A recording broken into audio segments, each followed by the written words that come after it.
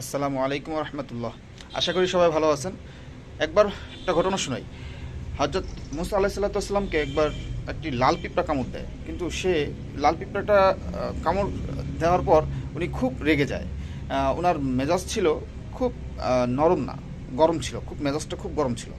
আর লাল পিঁপড়া কামড় দিলে তো আমরা সবাই জানি যে ওটা আসলে খুব আরামদায়ক না, খুব বেদনাদায়ক।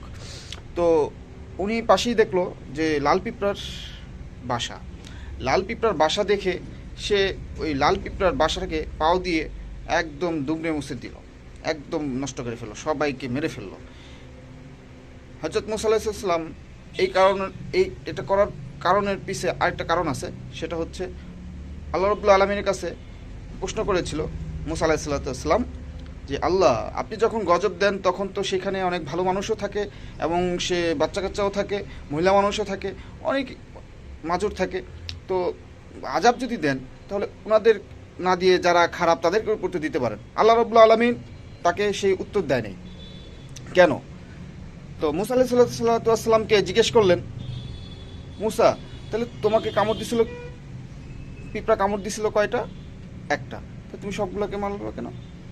যখন গজব আসে তখন সবার উপর আসে। আল্লাহ সুবহানাহু তাআলা আমাদেরকে বোঝার তৌফিক দিন।